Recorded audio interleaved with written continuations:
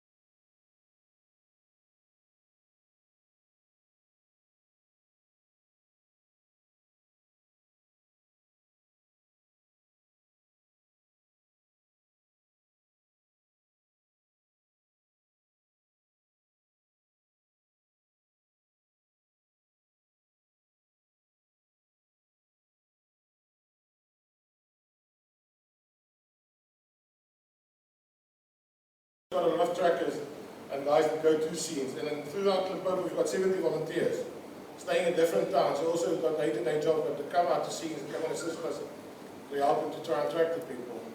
So you're making a difference. You can go and look at the stats in South Africa, go and look at the water bill, that's our standard. Go and look at the farmer tax there. 2016, 2017, first receiver not one attack. And most of the attacks that we get, we make arrests on. And that's also a prevention. Although the attack already occurred, to stop groups from doing an attack again. Because there's no way there's 5 or 6 groups in a certain area committing crime. It's 1 or 2 groups. So by arresting these people, you also take them out and you solve the problem. But as I say, we work very narrowly with police, and the difference we make between a normal APU unit or a neighbour watch is we bring the investigation part afterwards as well. And then about a few months ago, we also saw, and we were asked by the public, what about the normal crimes, the petty crimes, we can put it that way, like the theft and those things. And then we also started a new thing. I'm going to give over to Jan to explain that to you guys. But we're also addressing that now. Yeah, thank you. What we did to assist Heritage Protection Group, we started a unit, a crime prevention unit, we can call it that way. What we do is we put vehicles and 2 people on a vehicle in certain areas. We try to dominate a whole area. Those people are patrolling 8 hours during night time. Not specific farm visits. They are dominating the area. They're doing vehicle searches where possible if reservist police are available and on duty. Where several of our people are reservists. And then we have 4 hours to spare.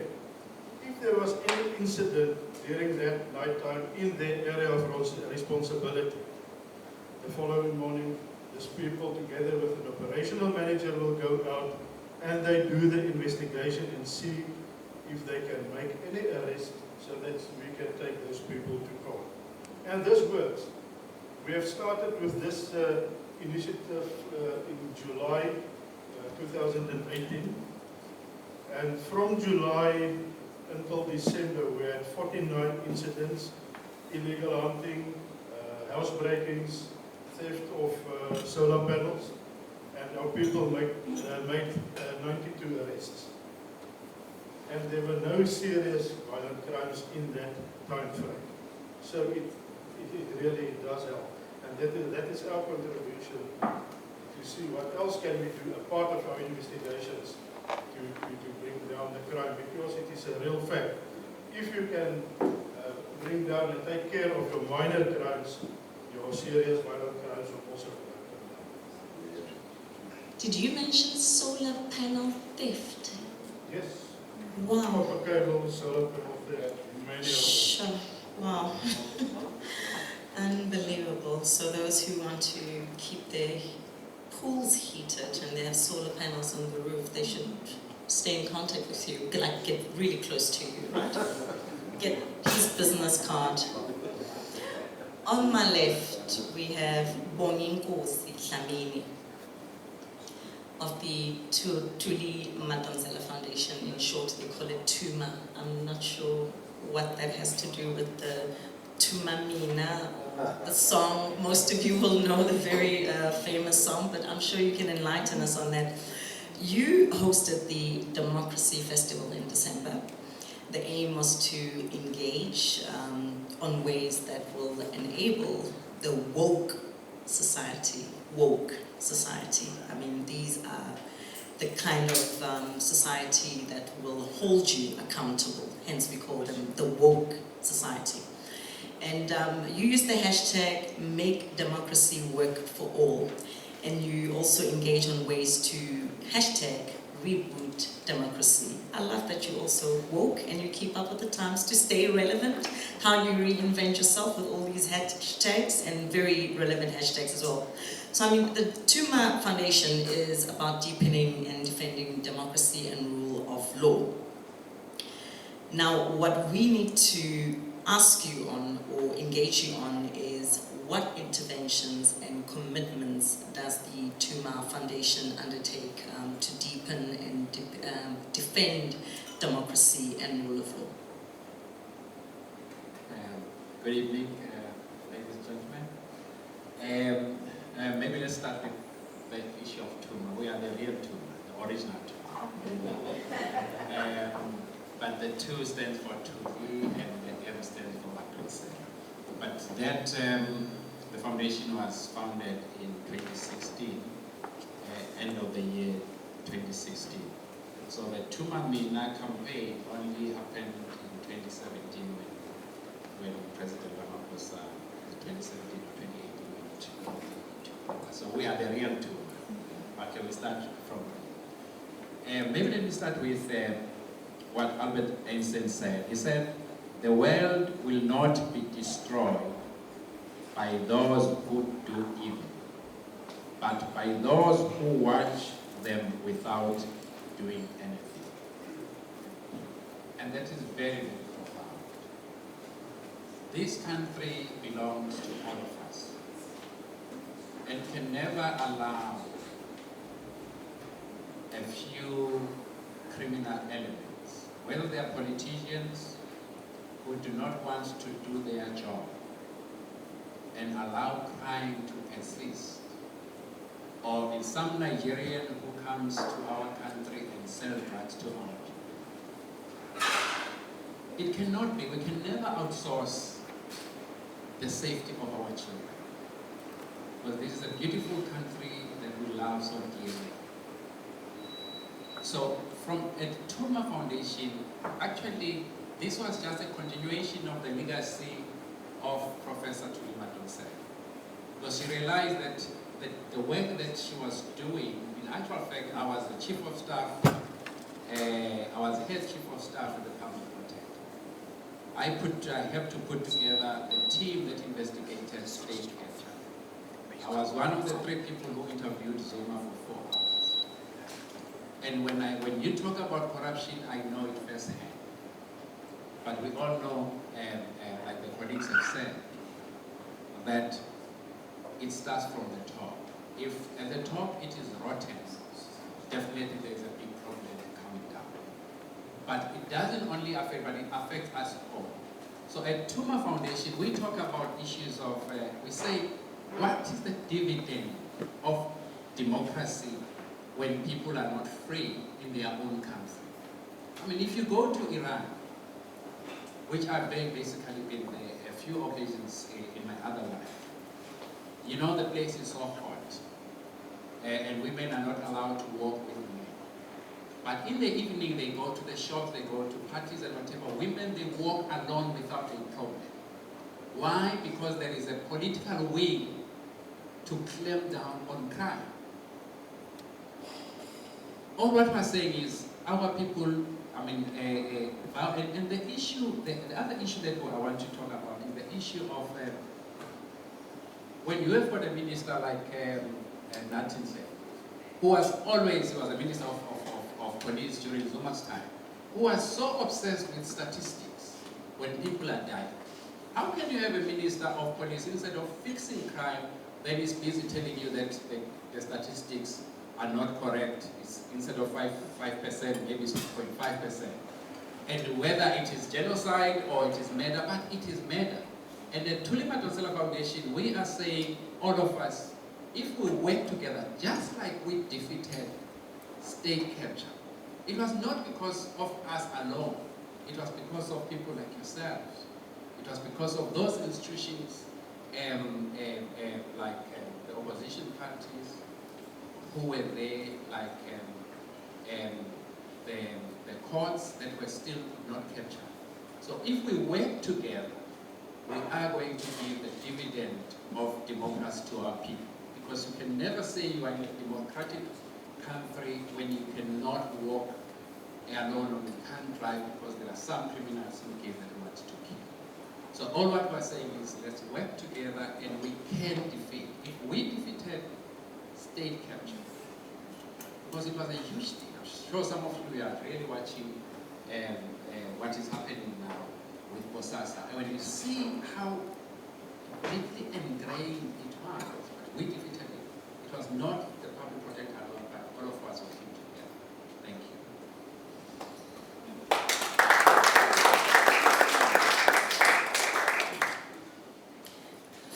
Nikki Heather from the Hope Again Recovery Center.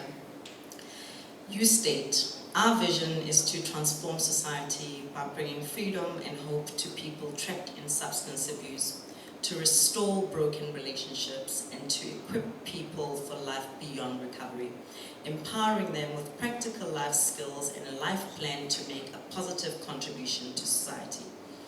Most of us know the devastating effects of substance abuse. Please share some of the positive outcomes as a result of your intervention. First of all, Hope Again Recovery Center is a non-profitable organization. It's a faith-based, holistic approach to recovery. And when we all, if we think about substance abuse like heroin addiction, crystal meth addiction, crack cocaine addiction, it becomes such a situation of hopelessness, and it eventually reverts to crime, and high crime as well.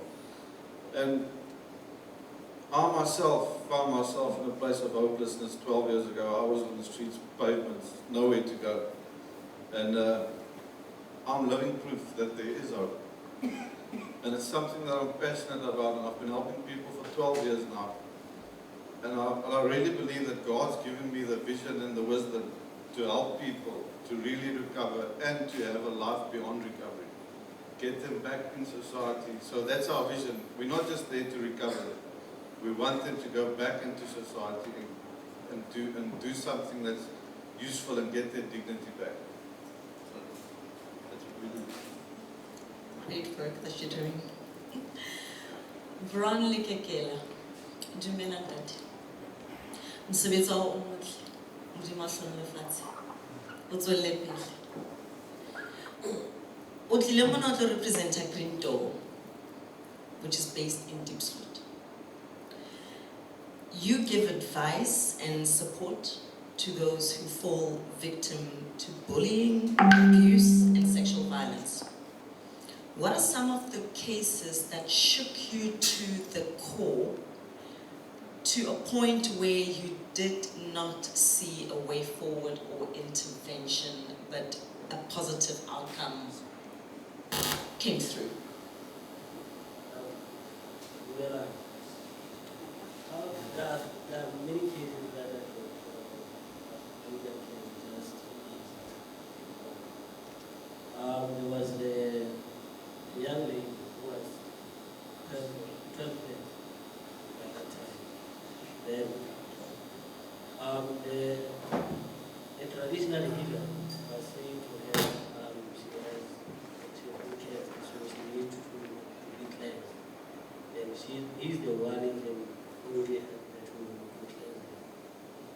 Then she took a decision on her own, invested money that maybe she's cancer. Bush to get cleansed, and she got raped. So that is shocking because now that guy ran away and can't find him. And we are saying that we need to close borders so that people can have documented people. We have found him because there was evidence, but now we cannot trace him because he just came here. It is still shocking because that girl's life, she's now no more. She sleeps around now because of that incident. And some of the people in the church here not knowing what happened to us. And our Department of Social Development did one session or two sessions in there just to come and down. Then the rest, she did not get help. That is when she decided to be the way she is. And I'm sure she felt that society had failed her. The justice system, to a certain degree, had failed her. You feel hopeless. You can't blame her. Because I've tried to help her, but I have limited resources. So I can't maybe do after people behind the other cases that I need to do. So even myself, I feel because now she's everywhere. There's only so much you can do, so you can't blame yourself. And that's the reason for this dialogue, hoping for solutions that will be meaningful and impactful. Thank you for the work that you do.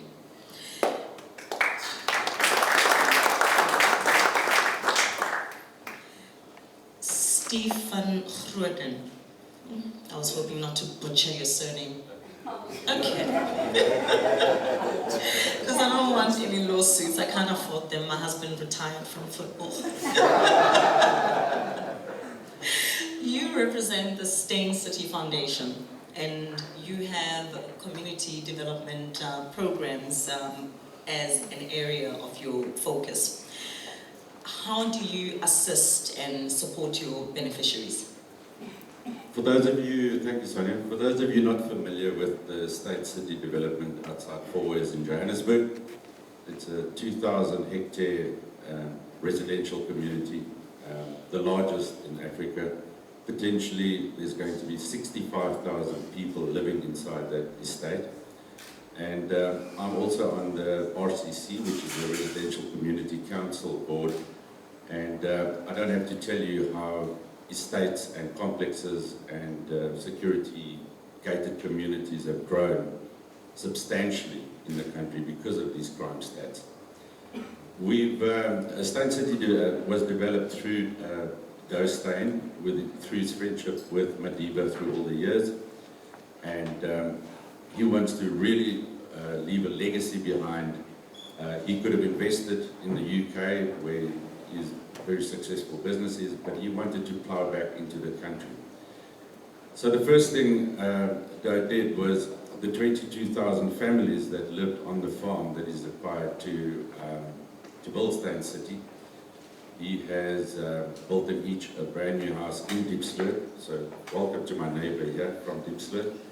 And so that's where it all started, to say, instead of being this elitist behind high walls, 600 million rand perimeter that we spent on this estate, state of the art in the world, how can we involve our neighbors to become part of Stain City, to feel inclusive? So there are two words that come to mind that we've tried. It's inclusivity and sustainability. And it's gone way beyond having collection bins at your gates for all the old clothes and books and toys that you don't want, that you go and drop in the communities. It's gone so far beyond that. So first of all, it was a job creation exercise of 13,000 new jobs in the Diepsloot area. We appointed some CLOs, community liaison officers, of respected people in the communities, who now go and recruit all jobs done on Stain City from Diepsloot. So we've got our own labour desk set up at Stain City. We've got a skills centre. We've got 7,800 contractors through our contractors gate every day. And they get taught how to be brickies, painters, even artists. The well-known sculptor Stephen Goddard has got his own artist program from Diepsloot to uplift them and show them how to do land art. And if you've visited Stain City before, you'll know what I'm talking about, with all the amazing statues and everything created there. We've also got bursary programs through our brand new Stain City school, where we identify promising students from Diepsloot to give them state-of-the-art education. And we've started two initiatives called, the one is called Soulmates, where we've just have in our one charity called Delivering Happiness to Diepsloot, which happens every year.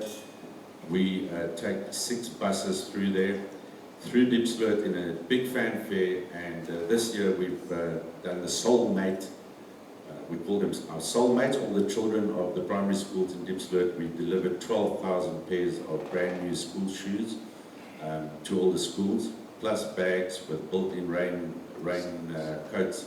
So we don't believe in handouts, but we do believe in how can we help the community to help us? So obviously back to the safety and security side of things, we get a lot of intel through people that obviously work in Stan City. We work very closely with all the police community forums in the area. We work very closely with the police. We are very connected with all the crime stats on a daily basis that we get in our area, so which we share with other estates. It's not a question of that we are so isolated in our little island there. We share. And it's a thing that we are working hard on doing right throughout the country with estates, sharing this type of information, because I'm going to be very honest with you that a lot of people that live inside residential estates live in a very false sense of security when it comes to short-term rentals, when it comes to three-month rentals. You don't know who you're getting in there. And that is the honest facts of crimes happening right in estates. So please don't think because you've got electric fence and a high wall and CCTVs and everything that you're living in the top security estate in the country. It is so much more than that. So we work very closely with CrimCheck, which every single person that enters Stan City, every contractor, every person that comes through those gates, we do a full, and every tenant, and even people that buy into Stan City have to go through a criminal check, because we owe it to our residents and we owe it to our communities, because we don't know who's moving into that estate. I can go on and on and on, but again, I want to refer to the two key phrases. So if you're in a residential estate, reach out to the community closest to you. And it's more than handouts. Make it something sustainable and inclusive. Thank you. I agree.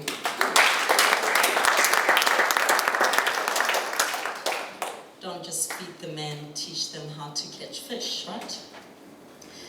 And then we have somebody I've called a partner for 18 years. Matthew.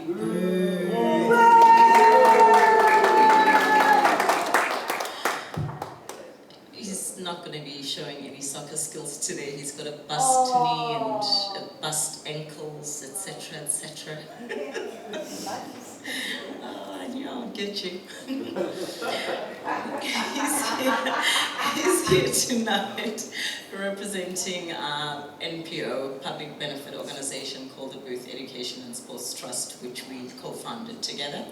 And so he is a co-founder and a director. In as far as sports development is concerned, what do you stand for? What do you stand for? And what role can sports and recreation play in improving social cohesion, nation building, and the quality of life for all South Africans? Thank you very much, Sonia. I think it's all about leaving, after my career, it's all about leaving a legacy, as cliche as it might sound. It's something that we teach our two young boys as well. After making a living out of football and having people, a large community, support me through it. Once I retired, it was obvious that I had to give back. And I think the trust is how to give back, as small as it might be. Half of the trust is basically football clinics, and what we try to do is we try to go to private schools who pay us, and then that basically subsidizes us to go to government schools or communities who are not able to. That's basically our small little plan. And the other half of the plan is to encourage reading.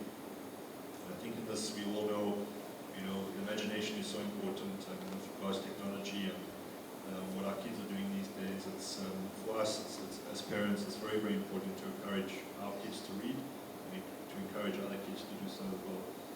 So that's basically the Booth Education and Sports Trust. We've been running since 2009. It was actually Sonia's idea to start it up. We also believe in transparency. Our financials are up on our website for all to see. And feel free to go and look at what we're doing. It's all on social media, on our website as well. And just from from my industry side, I mean, I think we all can agree that it's on a downward slide, our football.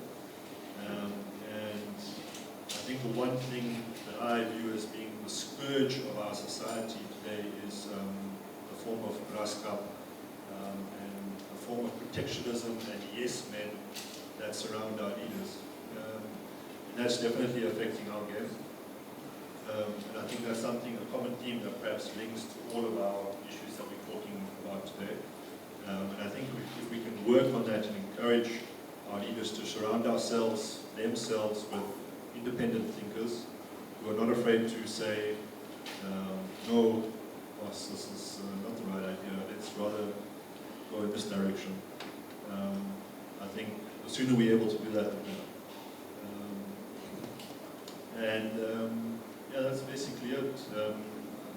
You know, from a sporting side, the legacy point of view is very, very important. And I think a lot of the positive side is a lot of my colleagues and footballers who are still playing are starting to give back as well, which is very encouraging.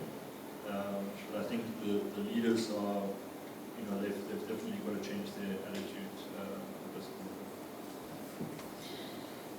Then we have Tshepo Mhlomo is Democratic Alliance Shadow Minister of Sports and Recreation. The core business and priorities of sports recreation South Africa are active nation, winning nation, enabling environment, transversal issues, and sport as a tool. In your opinion, what will it take to transform recreation in our country? Thank you. Thank you, sir. I think what will take, we must go back to the basics. For an example, I think we must start at school sports level, whereby we educate our brothers and sisters to make sure at an early age, to make sure they understand and they can take sport as a professional. Now to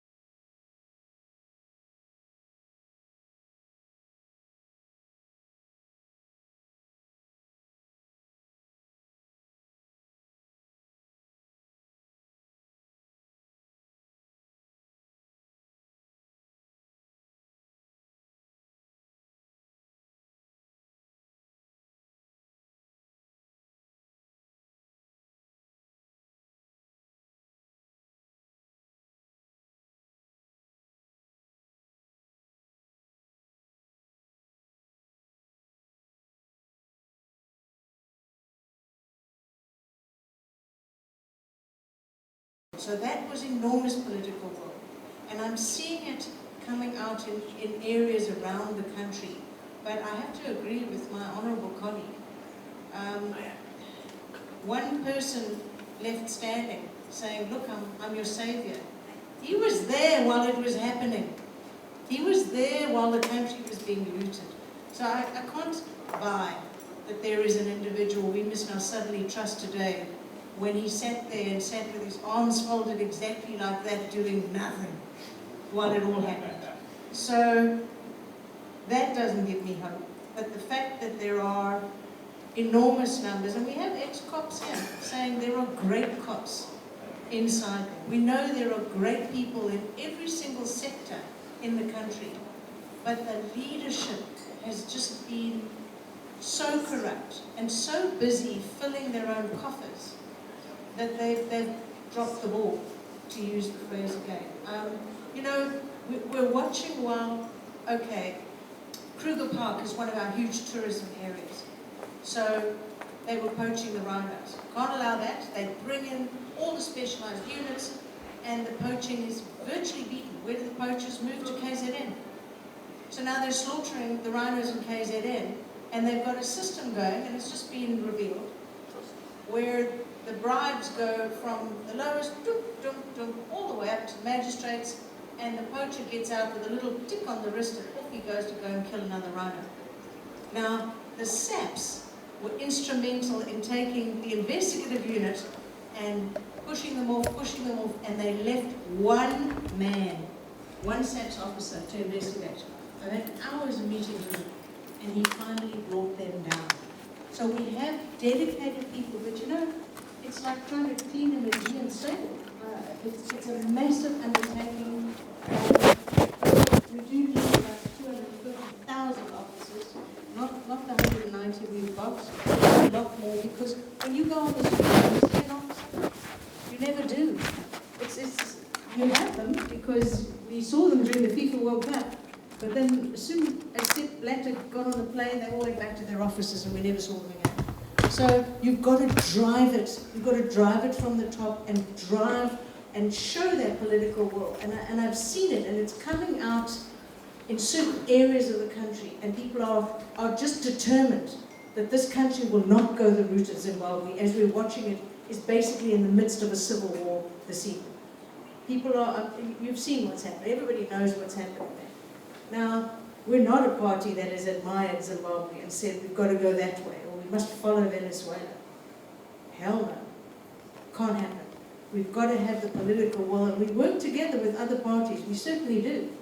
And we work together with a number of parties in Parliament to try and drive the message that we are servants of the people of the country, and we live to serve. We don't live to fill our pockets. And that's the only way we can make this country come right. We literally have to drive it, and if we don't drive it, we've got to drive out the people who are stopping us from driving it to across the goal line. Thank you.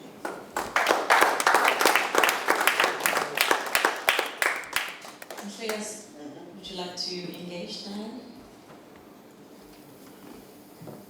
The only advice I can give in the spirit of non-interference is that we should now allow the other fellow golfers and guests to field questions to us. But the truth of the matter is that we don't have a government. It's shocking. Because all these things you see, you don't get any response. And this is the result of a cadre deployment policy, where you employ people because they are loyal to the party or card-carrying members, instead of saying South Africans, like Madiba said, everybody is responsible to build this country. Let me make an example for you. It's not a secret, it's well known that the white people of South Africa have benefited over the years and as a result, they've got some of them. They are rich. But if you say to them they must invest their money inside the country, they are going to drag their feet, because there are tensions at network level, COSATU, business, and the government. As long as we don't address that tension, those who have resources are going to be reluctant to invest because they think COSATU and ANC are not playing the game. So we need to make sure that there's harmony at that stage, at that area, and even include other sectors of our society. Then we can say, this is how we want to build South Africa.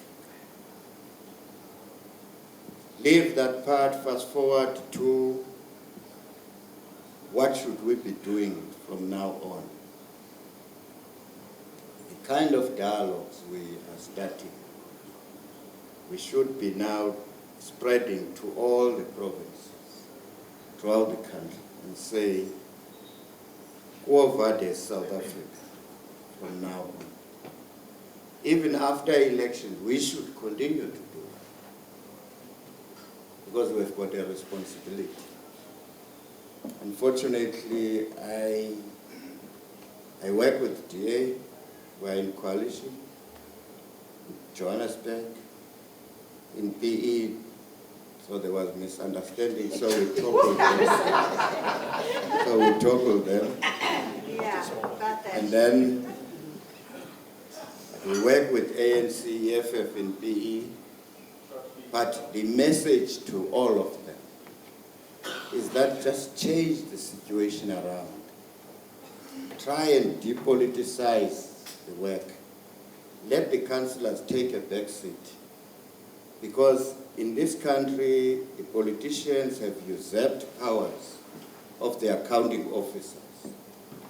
If there is a burst pipe in area X, there's no need to send a councillor there, go and lie to the people. Send the relevant people, the administrators, and fix the problem. So I hope that exercise will also lead us to 2019 coalition at national level. I don't care who wins or who don't win. The coalition must be a coalition of all the interested groups in this country. So, DA, if they win elections, but they must not win in Certain order mayors will not be welcome. not to win in order to run the country alone. ANC or EFF or UTM or whoever. So I insist that from now on, all South Africans must work together. But I think we should give the audience, otherwise we're playing tomorrow, so we need to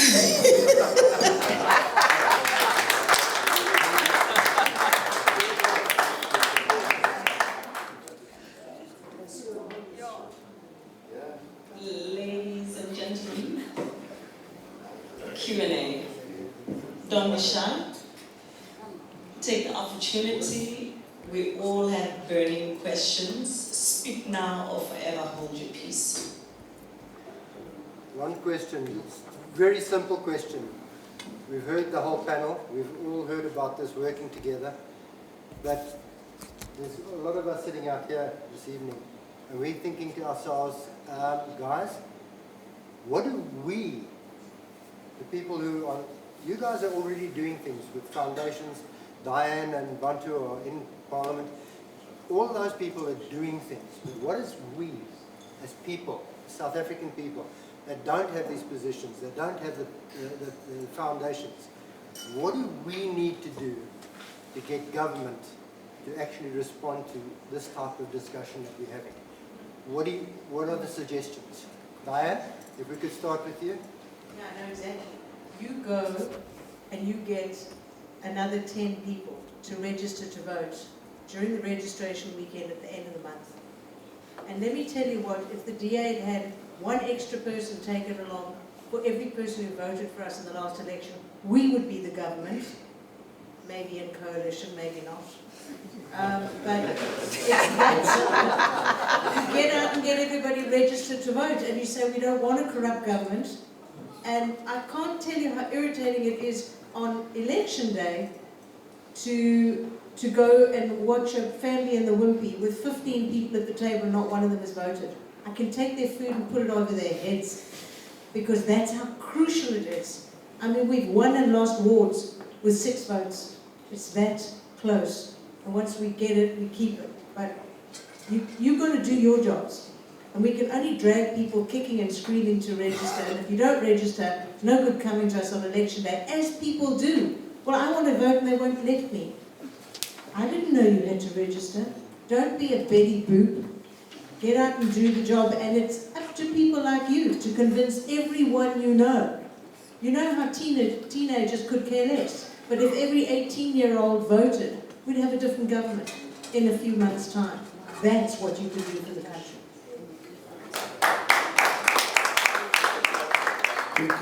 Could I add to that? That's the whole thing, I think, that is a big issue in South Africa, is because we have a lack of real leadership.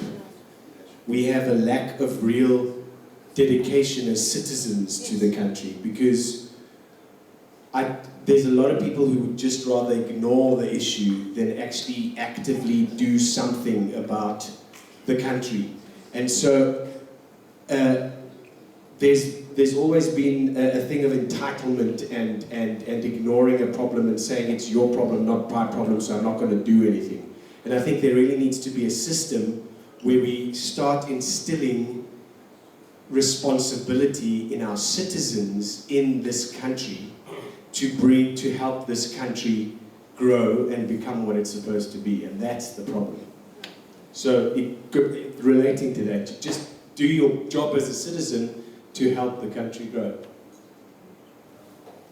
General, yes, I would suggest that we need to strengthen our civil society, but with an aim of inculcating a culture of ownership among South Africans. Simple things like waste management. There is a lack of waste management policies or a will to do so in this country. I think South Africa today is one of the dirtiest country in the world. You go this corner, you go that corner, highway, is rubbish all over. There's lack of culture of ownership. Some people are saying, this is not my country. So I can dump, I can do whatever. So we need to revive the civil society campaigns, form them in your own areas, and then you invite these politicians to come and say, why are you not doing A, B, C, D, E, whereas you demand tax from myself?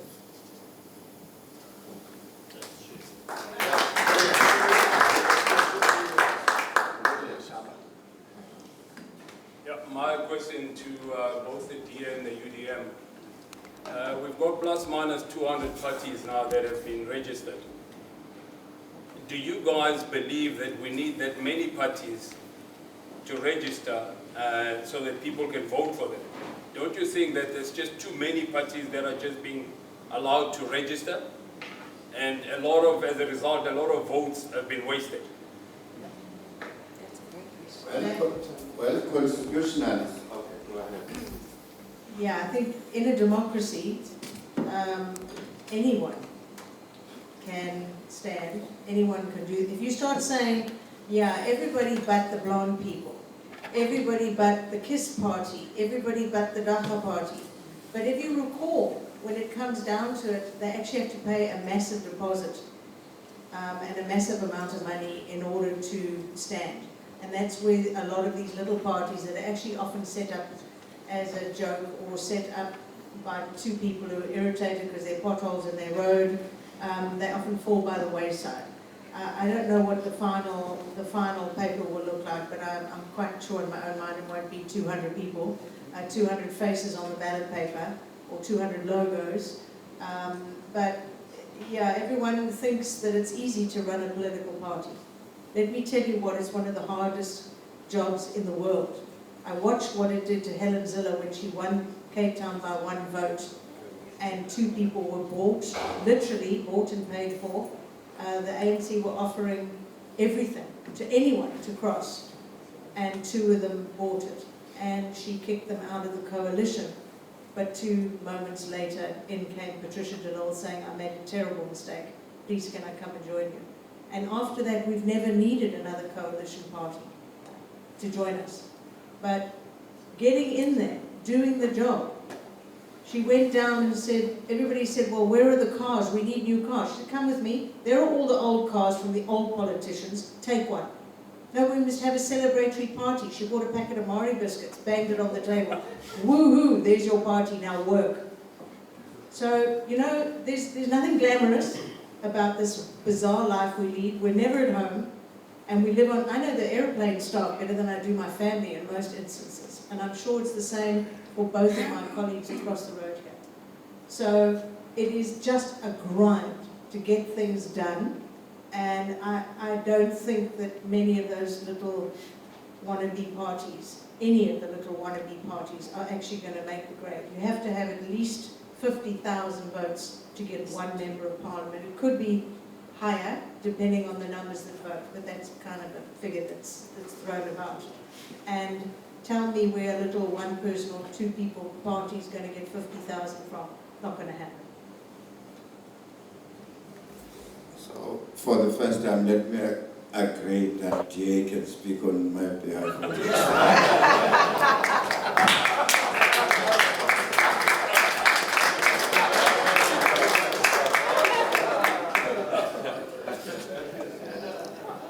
Any more engagements, suggestions even? It doesn't even have to be a question. If you do have a suggestion to anybody here that involves their portfolio or area of expertise, Annie Malan, go for it.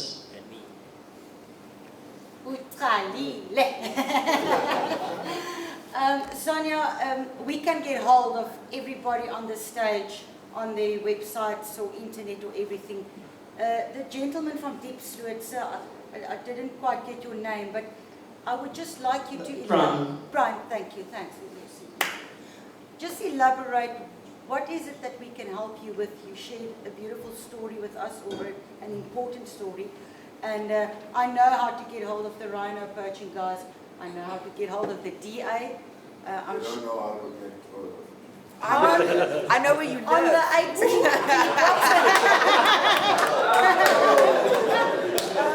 But sorry, just back up. And I'm sure I'm not the only person that sat here and was touched by what you do. What are the main 2 or 3 things that you need? How can we help you? Because I think if we want to make South Africa better, it's to start with small little initiatives like that and see. Yes, please, sir. The biggest challenge is that in Diepsloot there is no place of safety for children and women. So it's up to us to take them to Kyle Temba in Braamfontein. And sometimes I don't have resource, don't have money. Or I have money, I do have, then she vibrate. She don't go there, then the cycle continues. So my vision is to build a temporary, a safety shelter, because now it's a temporary shelter for victims of domestic violence, rape and sexual assault. So it's not safe. There's no security. I am the security. My life is at risk because now I had to make sure that the perpetrator get justice. So what we need. Can I make a suggestion? I'm going to take your details after this, and I will take your case to the and not making any promises, but these are exactly the type of projects that we like to get involved in. So I will definitely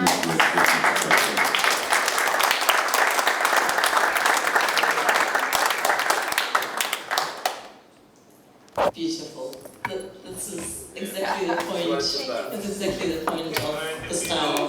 Thank you, Steve. And just a point, when Steve and Letha started chatting to me about Brown and his initiative, I went to go and do some checks, and I'm taking away so I don't start quivering. Give him a minute. Gender-based violence actually affects our GDP. 1% of GDP, that's 28 billion rands, gender-based violence. Those statistics that we've put up there is actually underreported. We had this discussion earlier today, by 70 to 90%. And the reason for that is women are the victims, and they don't want to speak out because they are either under control financially, they don't know better, they will go back, and it takes men. Yes, there's a lot of men here, but we to fight for those women and children that's being raped, as being domesticated or assaulted. If you take that statistic there was at 40,000, and you times that by 9, where will we sit? We will almost sit at 500,000 rapes in South Africa alone, nationally. And those small initiatives are everywhere. They are in Soweto, they are in Diepsloot, and it's us as a community. Your question, Mr. Riley, earlier, is to work together to have that impact, because if we can get that right, it will have a ripple effect throughout the country. Sonia, I'd like to offer a free website from BTT Media, which is my two sons' company, for the name.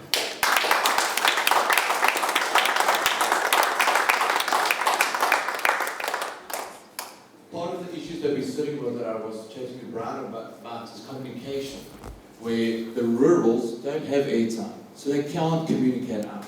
They don't have data, they can't communicate out voice data. So we were chatting a bit and trying to create a platform where you enter a website and make a phone call to communicate a specific, whether it's gender-based violence, a rape, and get the support as soon as possible to those individuals, so we can get the statistics right as well and see where we can sort that out.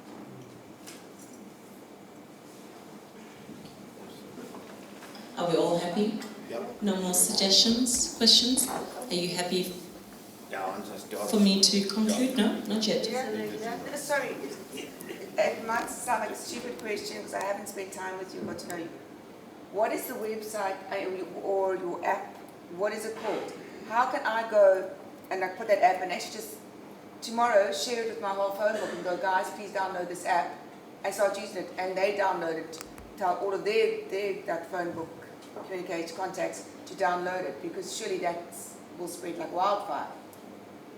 So I don't know what your It's Pro South Africa, so it's www.pro-activesa.co.za. I don't know, can I get you just... It's fine, I'll give it through later on again. But the reason behind vehicle crime and getting that information out, that's what it's focusing on. Because those channels have been open, we're looking to work with Frikkie, with the Diepsloot guys, and put that solution together to open that platform up to everybody. Because the solution is not available currently. But also crime needs transport. Correct. I mean, that's what I said even earlier. like to do good, you need transport to get somebody to a Correct. safety house and that, which you don't have. Correct. That would be a great start.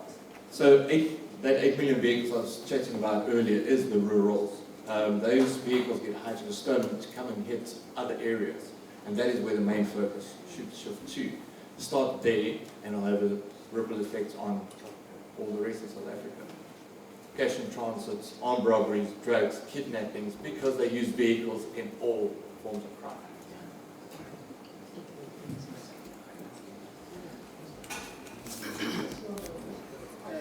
Thank you. I'm not sure whether I will be, or everyone is going to be able to hear what I'm saying. Although it's a very late hour, some of us may have taken more of intoxicating. But